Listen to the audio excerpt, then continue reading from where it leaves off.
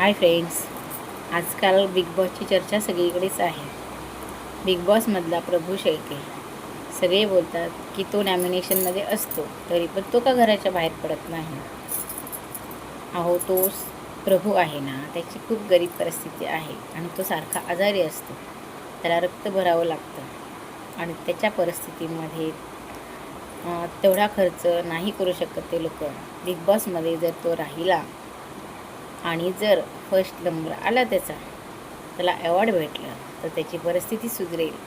त्याचा जो काय आजार आहे तो बरा होईल आणि काहीतरी विचार करूनच त्याला बिग बॉसमध्ये घेतलं असेल आणि जमेल तर त्याला शेवटपर्यंतही ठेवतील. जसं सूरज चव्हाणाला शेवटपर्यंत ठेवलं आणि तो फर्स्ट आला, त्याला अवॉर्ड भेटला. तसंच प्रभूलाही ठेवतील. गरिबाचा मुलगा आहे, त्याचं चांगलं होईल, भलं होईल, त्याचं आयुष्य सुधरेल. काय वाईट आहे? मला लोकांना म्हणायचं आहे की तो बाहेर पडत नाही आहे, तर तुमच्या का पोटात दुखतं आहे? तुम्हाला का त्रास होतो आहे? त्याच्या नशिबाने जे त्याला मिळेल ते तो घेईल आणि बाहेर जाईल.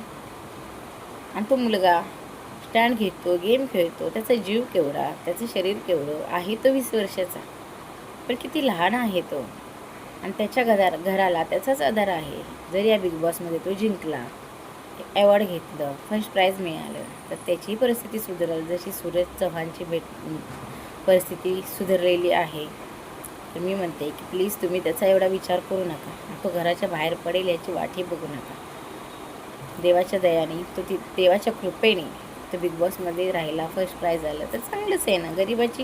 गरीब मुलाची परिस्थिती सुधरेल आणि तो बिग बॉसमध्येच राहू देत. असंच तुम्ही सगळ्यांनी विचार करा आणि त्याला चांगले ओढ देऊन तो जिंकेल असा प्रयत्न करा. हेच मला तुम्हाला सांगायचं आहे. तेव्हा प्रभूला तुम्ही बाहेर पडेल याची वाट बघू नका. तो आत राहून कसं अवॉर्ड मिळवेल आणि फर्स्ट नंबर कसा येईल असं प्रयत्न करा आणि त्याला सगळ्यांनी ओट करा.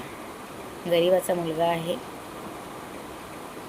तो सुधारला तर त्याचं आयुष्य सुधरेल आणि जे काय त्याला आजार आहे, त्याला पैशाची अडचण आहे, तोही त्याचा प्रॉब्लेम सॉल्व्ह होईल. मला हेच सांगायचं होतं. चला.